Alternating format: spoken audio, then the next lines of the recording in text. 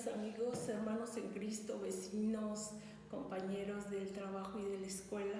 Estamos muy contentos este 5 de junio del 2022 el poder llegar a este tema que se llama Pentecostés, la ayuda prometida por Cristo a sus seguidores. El pasaje bíblico está basado en Hechos 2, del 1 al 21. En su casa lean Salmo 104 y Romanos 8, del 14 al 17 y Juan 8, 17. Podemos ver en este pasaje de la Escritura cómo es que el Espíritu Santo llega. Varones de distintas naciones, judíos y gentiles, reciben la presencia y la promesa hecha de que enviarían al Espíritu Santo en nuestra ayuda. Vamos a revisar cómo es el primer discurso de Pedro, aclarándoles este apóstol a los otros que no son sus seguidores, que ellos no están ebrios porque se confunden, y así se les dice cuando ellos comienzan a hablar en lenguas. Y el apóstol Pedro les recuerda que es el cumplimiento de la profecía hecha por Joel. Como podemos ver, los oyentes, los creyentes hasta nuestros días, vemos el cumplimiento de todo eso que él había dicho y cómo el Consolador llegaba a la tierra. Una buena manera de ver este pasaje es verlo como esa promesa cumplida, cómo Dios envió a la persona de parte de Dios que nos enseñaría, nos acompañaría, nos recordaría sus enseñanzas y nos investiría de poder.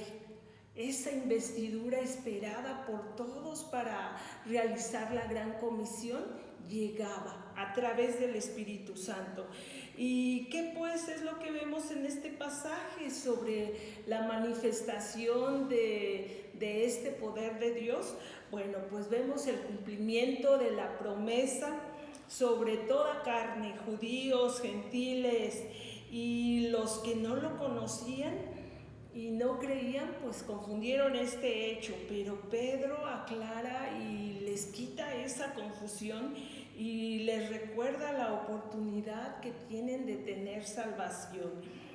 Vamos hoy a revisar este pasaje. Como es costumbre, lo leemos una vez y luego lo comentamos. Hoy directamente lo vamos a comentar para abreviar tiempo y porque es un poco largo. Es la venida del Espíritu Santo. Y nos dice que cuando se cumplieron los días del Pentecostés, era una fiesta que se realizaba 50 días después de la resurrección y era una de las 7 grandes fiestas ordenadas por Dios en la que participaba el pueblo de Israel cada año. Y era 50 días después de la Pascua.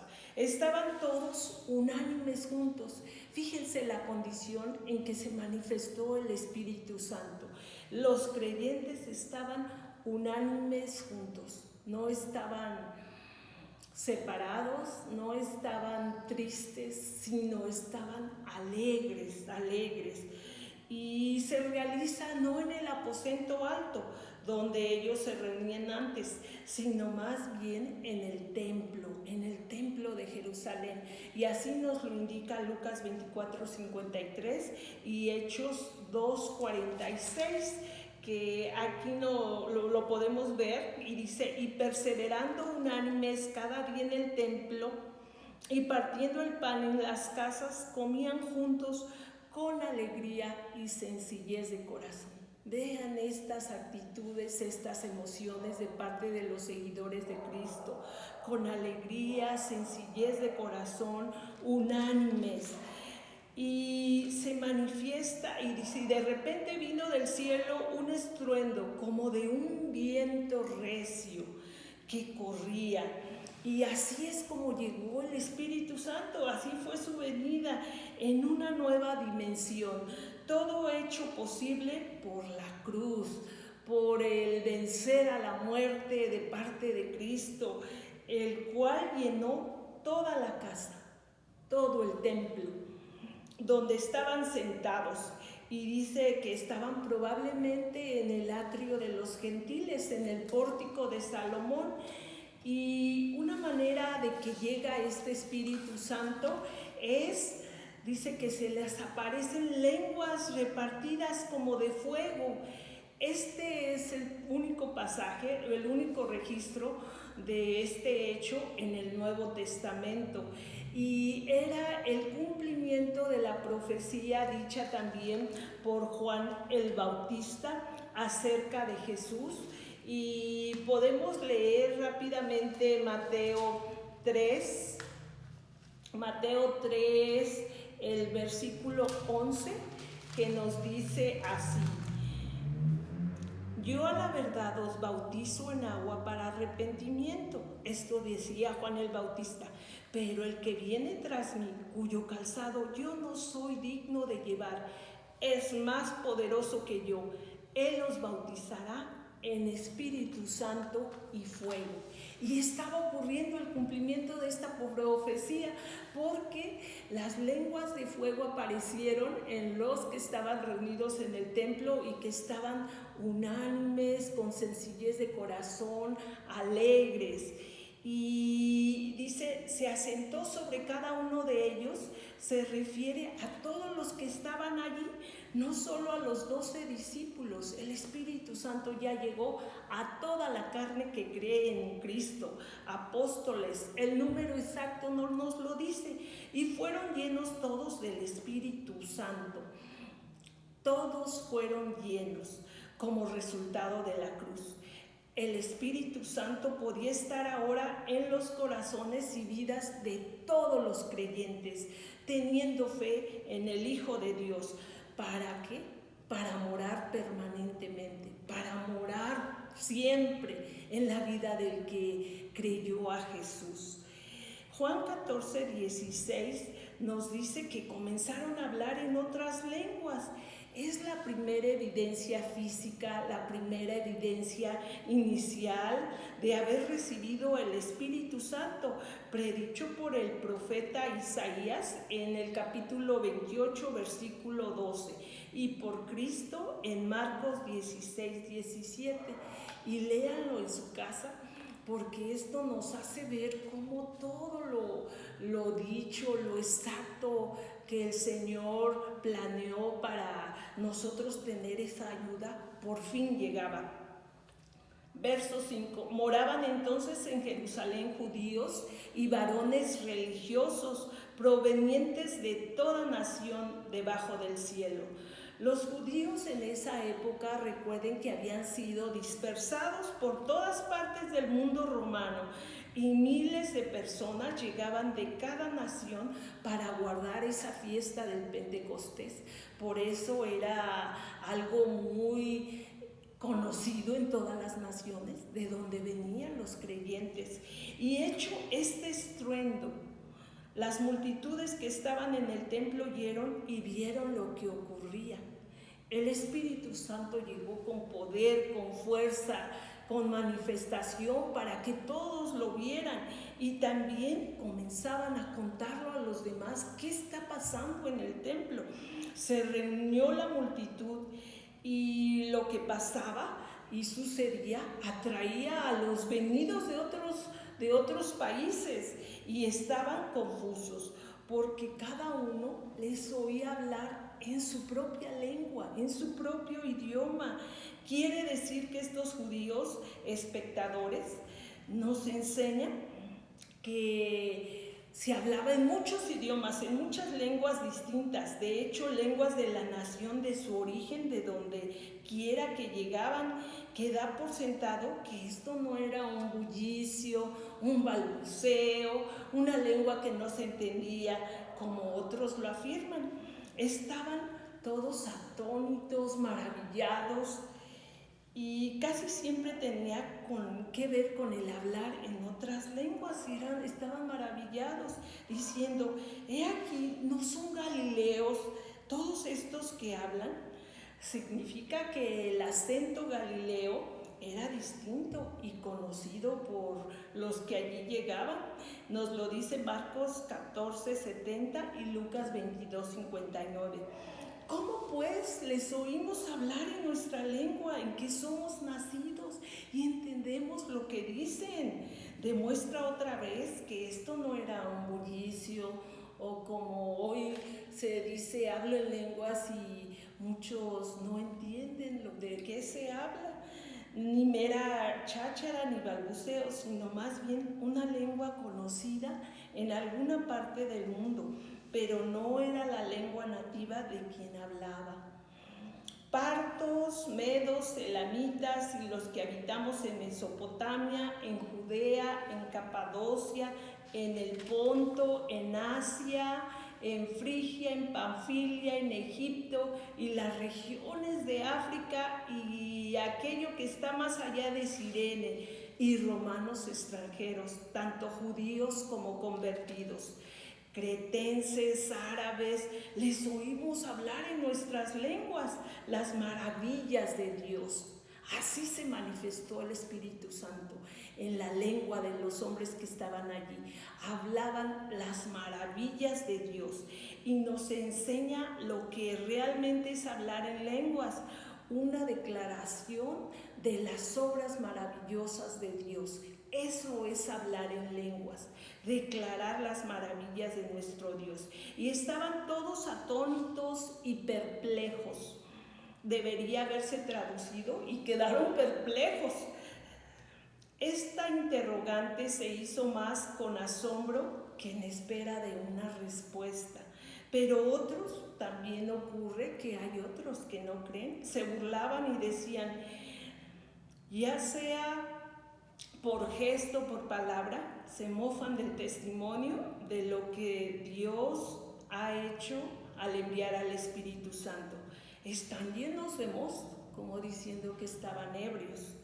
Era realmente una acusación del estado de ebriedad, es decir, intoxicados. Algunos se asombraron y otros se mofaron, lo que sigue ocurriendo hasta hoy en día.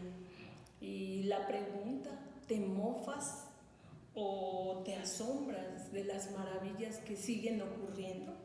Entonces Pedro, poniéndose en pie con los 11, alzó su voz y les habló diciendo, Pedro iba a predicar el primer mensaje, el mensaje inaugural de la iglesia en ese día de Pentecostés. Y dice así Pedro, varones judíos y todos los que habitáis en Jerusalén, esto os sea notorio y oíd mis palabras. Probablemente se predicó este mensaje, como les decimos, en el atrio de los gentiles, donde los debates y cosas parecidas se celebraban frecuentemente. Porque estos no están borrachos, como vosotros pensáis. En efecto, dice que estaban ebrios, pero no en la forma normal, siendo la hora tercera del día, 9 de la mañana. Están llenos del Espíritu y no están en ese estado intoxicado de ebriedad que ustedes imaginan, sino que esto fue dicho por el profeta Joel. Sí, sabemos que como que esto se cumple, más bien esto es lo que significa que esto continuará. Esto es lo dicho por el profeta Joel y será en los postreros días, dice Dios. Proclama que estos postreros días han comenzado. Comenzaron ese día del Pentecostés y han seguido hasta nuestros días a través de de la gran tribulación venidera. También seguirá manifestándose el Espíritu Santo en la gente que le cree. Derramaré de mi espíritu sobre toda carne. Habla sobre las gentes de todas partes, ya no del pueblo judío únicamente, y no se limitaba a una localidad geográfica particular, no se limitaba a una raza, no se limitaba a un credo, a un color. Y vuestros hijos e hijas profetizarán. Incluye ambos géneros, así está escrito. Sobre tus jóvenes, sobre tus hijas. Y dice, y vuestros jóvenes verán visiones y vuestros ancianos soñarán sueños, todo dado por el Espíritu Santo. La lengua hebrea indica tanto a los varones jóvenes y ancianos, y tanto a los jóvenes y viejos soñarán sueños. Se aplica en los dos géneros. De cierto, sobre mis siervos y sobre mis siervas, en aquellos días derramaré de mi espíritu. Nosotros sabemos que el propósito de dirigirse deliberadamente a dos clases de personas que en esa época se les tenía en poco, a las mujeres y a los esclavos. Y se les daba un estatus en el pasado de inferioridad, y aquí habla de que los dos géneros profetizarán. Pertenece a uno de los dones del Espíritu Santo. Y daré prodigios arriba en el cielo, señales abajo en la tierra, sangre y fuego y vapor de humo. Corresponde a estos días del derramamiento del Espíritu Santo, y abarcarán la totalidad de la iglesia hasta en la gran tribulación venidera. Aquel límite de tiempo ya nos ha alcanzado a nosotros, han pasado 2000 años, y dice, el sol se volverá en tinieblas y la luna en sangre. Sabemos que el lenguaje unas veces no es literal tal cual, sino para figurativamente mostrarnos la grandeza de cómo será el derramamiento del Espíritu Santo. Y finalmente la verdad a la cual todos podemos llegar y entender. Y será que todo aquel que invocare el nombre del Señor será salvo. Así fue el derramamiento del Espíritu Santo, la salvación para todos. ¿Qué diremos de conclusión a este pasaje tan esperado? Es muy largo, por eso debemos tener cuidado de vivirlo, de experimentarlo con la verdad que el Señor quiere. El pasaje nos muestra la obra del Espíritu Santo, la llegada del Espíritu Santo, el ministerio que hace en los creyentes y que hará. Es importante que este pasaje, la venida del Espíritu Santo, no sea ignorado, y nosotros tenemos que saberlo bien hoy, pues necesitamos de ese poder, de esa investidura que Él le da a los creyentes para hacer la gran comisión, que nos ayude a extender el Evangelio. Las profecías decían que Él derramaría su espíritu en los postreros días, y nosotros somos esos postreros días. Después de la ascensión, de que Cristo regresa al cielo, Él permite que toda carne, ya no únicamente sobre los judíos, sino también sobre nosotros los gentiles, los que no nacimos judíos. Hoy Él sabemos que nos habla a través de su Hijo, nos ha dado las Escrituras, y que sobre todo Él ya mora en nosotros, en sus hijos, no solamente en los líderes religiosos, y como enfatizamos, en los extranjeros, no solo judíos. Es el inicio de la iglesia, y nosotros podemos ver la veracidad del mensaje. El mensaje del Espíritu Santo muchas veces no se ha desconocido, se ha confundido y algunas veces hasta mal interpretado. Se manipulan las emociones y se dice, es únicamente el recibir Espíritu Santo de esta manera. Pero nosotros sabemos que los términos figurativos usados por los profetas nos enseñan que todos tenemos en claro cómo fue que llegó el Espíritu Santo. Vino en poder, y pudiéramos decir que básicamente dos señales: un viento estruendoso y también con lenguas de fuego en los que estaban allí presentes. Y sabemos que el fuego representa la pureza, la luz, dando unidad al cuerpo de Cristo. y las lenguas eran esos idiomas conocidos en el mundo que el hombre no había aprendido y que no eran sus lenguas maternas, pero que se les dio en ese día a los creyentes para que dijeran las maravillas de Dios y que también pudieran extender el Evangelio con denuedo, con facilidad, de acuerdo a como Él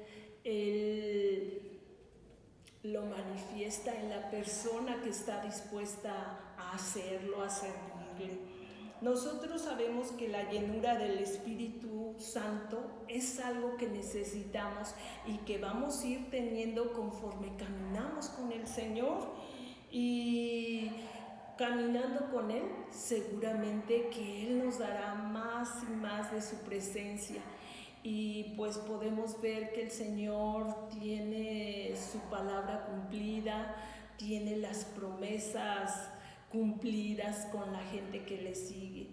Y pues solamente agradecer que el Señor ha enviado a su Espíritu Santo. Señor Jesús, te agradecemos todo lo que nos enseñas esta mañana en este pasaje, la continuación de hace 8 días en las que prometías que enviarías un consolador, un paracleto, alguien que nos acompañe hasta que tú vengas, Señor. Y ese Espíritu Santo ahorita nos dices es para todos, para todo el que cree en Cristo y que recibe la salvación, la vida eterna. Hoy también recibe en este momento el Espíritu Santo. Señor, derrámalo en estos tiempos de violencia, de inseguridad sobre tu pueblo, que podamos restablecer la autoridad en los gobiernos, Señor, y saber que es un papel en especial de la gente que creemos en ti, porque sabemos qué Dios tan grande eres tú. Bendito seas, Señor Jesús. Amén.